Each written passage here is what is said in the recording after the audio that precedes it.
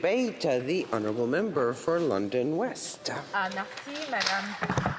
Oh, mais c'est gentil. My goodness. Merci, Madame la Présidente. Je suis très heureuse de prendre part au débat sur le sujet du projet de loi C-47 et de souligner les efforts de notre gouvernement pour soutenir la classe moyenne, bâtir une économie forte et prospère et aider les Canadiens à faire face à la hausse du coût de la vie. Le budget de 2023, déposé le mois dernier par la vice-première ministre et la ministre des Finances, propose entre autres un allègement de l'inflation ciblée pour 11 millions de Canadiens et de familles. Et c'est de cette mesure dont j'aimerais aujourd'hui souligner. Cette aide ciblée est nécessaire et elle est appropriée, Madame la Présidente. Depuis 2015, le gouvernement s'est engagé à aider ceux qui en avaient le plus besoin et ce n'est pas différent maintenant. D'une part, le Canada a connu une reprise remarquable après la récession causée par la COVID-19.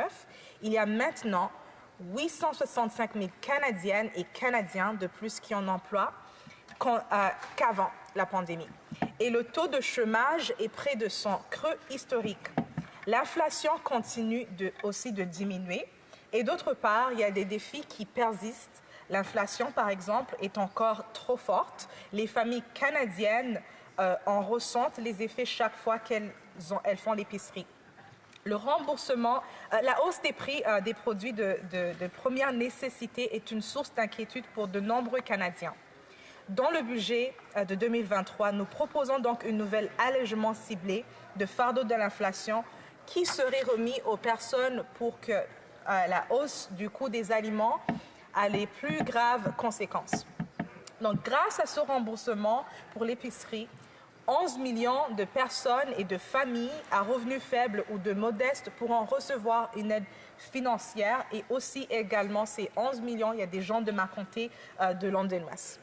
Concrètement, cela présentait jusqu'à 467 $ pour les couples avec des enfants, jusqu'à 234 $ pour les personnes seules sans enfants.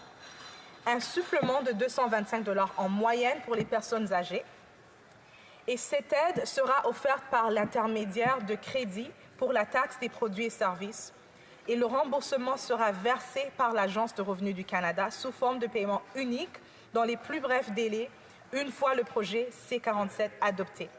Donc, je suis heureuse de constater que notre remboursement sur l'épicerie fait déjà aussi beaucoup de progrès sur le plan législatif, alors que le projet de loi C-47 est adopté par la Chambre le 19 avril et maintenant considéré par le Sénat. Donc, pour le Trésor public, ça représente un investissement de 2,5 milliards $. Parce que c'est bien de ça dont il s'agit, un investissement qui renforcera le filet de sécurité sociale du Canada et qui améliorera la qualité de vie des millions de Canadiens. Et ce, sans attiser l'inflation. Il ne serait pas raisonnable d'envoyer un chèque à tout le monde. Cela ne ferait que rendre le travail de la Banque du Canada plus difficile et faire de sorte que les choses coûtent plus cher pour tout le monde pendant plus longtemps. Donc, il faut souligner, le pire semble derrière nous au chapitre de l'inflation, mais elle a diminué chaque mois au cours des 9 derniers mois et donc maintenant elle est située à 4,3 %. Cela dit, nous savons que certaines familles ont plus de difficultés que d'autres et ce sont eux que nous devons aider. Le projet de loi C-47 du budget prévoit d'ailleurs une série de mesures pour aider les Canadiens à faire face à la hausse du coût de la vie. Cela inclut les modifications législatives pour lutter contre les prêts à des conditions abusives. Le projet de loi inclut aussi plusieurs dispositions pour permettre d'instaurer le nouveau régime canadien de soins dentaires. Celui-ci profitera jusqu'à 9 millions de Canadiens et fera en sorte que chaque personne au Canada n'ait pas à choisir entre sa santé et le paiement des factures mensuelles. Et c'est sans compter d'autres mesures incluses dans le budget de 2023, notamment collaborer avec les organismes de réglementation, les provinces, les territoires, afin de réduire les frais indésirables comme les frais d'itinérance et de télécommunication élevés et les badges excessifs de frais d'expédition injustes. La mise en œuvre d'un droit à la répartition afin qu'il soit plus facile et moins coûteux de réparer les appareils électroménagers et électroniques plutôt que les remplacer, explorer la mise en œuvre d'un port de recharge normalisé pour les téléphones, les tablettes et les caméras et les ordinateurs portatifs. Une réduction des frais de transaction des cartes de crédit pour les petites entreprises. Donc, c'est aussi sans compter les mesures déjà en place, Madame la Présidente. Par exemple, nous avons réduit les frais de service de garde réglementés à travers le Canada. Il y a 6 provinces et territoires fournissent déjà des services de garde d'enfants réglementés pour 10 $ par jour au moins en moyenne. Les autres provinces et territoires sont en bonne voie de le faire d'ici 2026 et nous avons renforcé le système de garderie au Québec en aidant la province à offrir plus de places en garderie. Ce sont des mesures responsables, Madame la Présidente. Tout ce que les Canadiens souhaitent aujourd'hui, c'est que l'inflation continue à diminuer. Le Canada est fier de sa tradition de responsabilité budgétaire et c'est une tradition que le gouvernement est déterminé à poursuivre. C'est pourquoi le budget de 2023 permettra au Canada de conserver le déficit et le ratio de la dette nette de PIB les plus faibles parmi le G7. Et le budget de 2023 permet de ralentir la croissance des dépenses publiques et de la ramener au rythme qu'on voyait avant la pandémie. En faisant preuve de rigueur budgétaire, nous nous assurons de pouvoir continuer à faire des investissements pour les Canadiens. Et avec des investissements ciblés, nous aiderons ceux qui en ont vraiment besoin. Des investissements dans le logement parce que notre économie est bâtie par des gens et les gens en ont besoin d'un toit. Donc, ces investissements dans la main-d'œuvre pour que les travailleurs aient les compétences nécessaires pour décrocher et garder de bons emplois.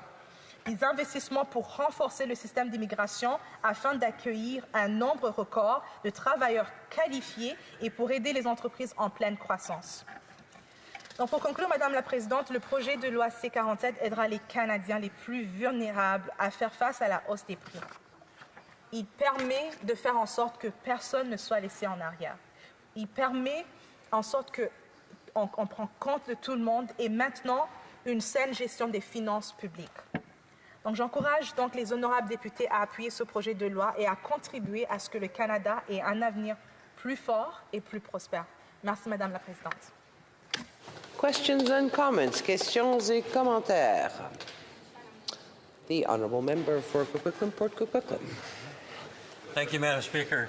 I'd like to thank the member for her speech. And I wonder if she could tell us a little bit more about the help that this budget will provide to vulnerable people in her riding. Honourable member for London West. Thank you, Madam Speaker, and I want to thank my colleague for that question. I think it's important to highlight that this budget is a budget that targets families, young children. There's the dental care for families that are in need.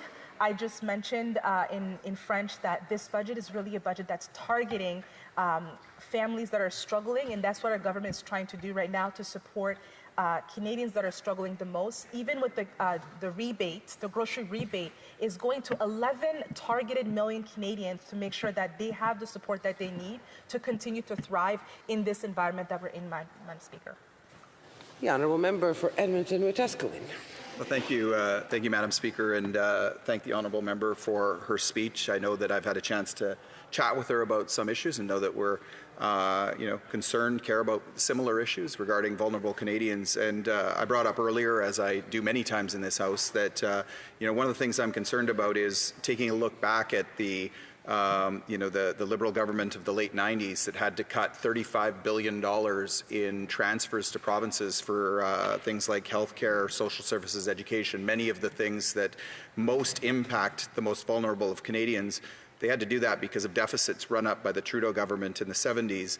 Is she at all concerned with these record-breaking deficits, the record-breaking levels of spending that we're seeing right now, that there might be a similar challenge down the road in the future in regards or because of caused by these record levels of spending that we're seeing right now?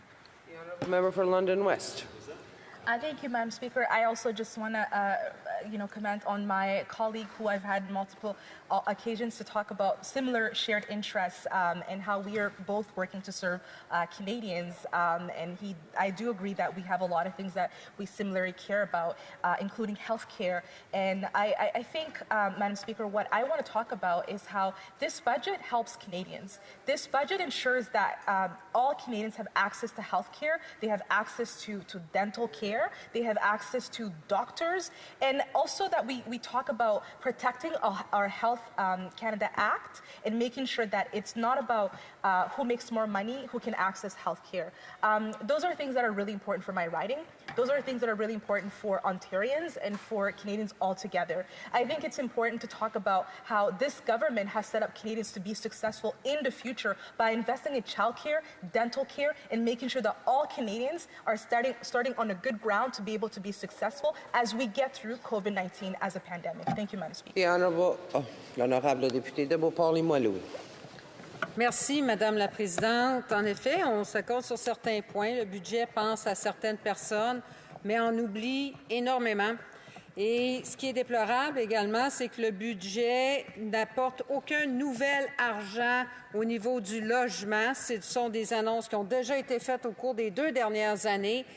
Alors que les besoins sont criants, on parle de 3,5 millions de logements qui sont nécessaires dans les 10 prochaines années, sans tenir compte de l'augmentation de la population.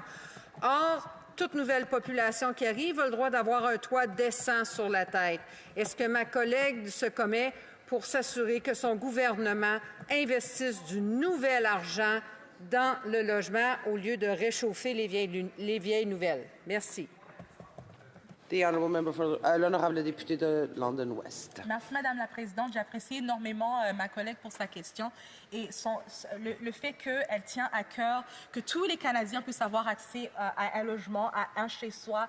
Et puis, il y a ce gouvernement a fait beaucoup d'investissements dans le logement.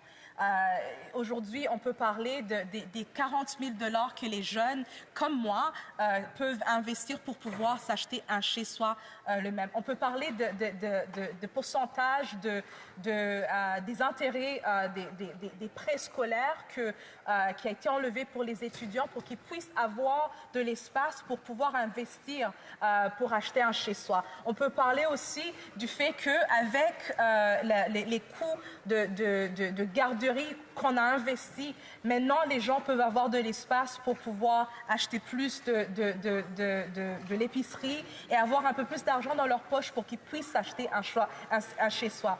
Je pense qu'on peut être en accord que tout le monde dans cette Chambre tient à cœur que tous les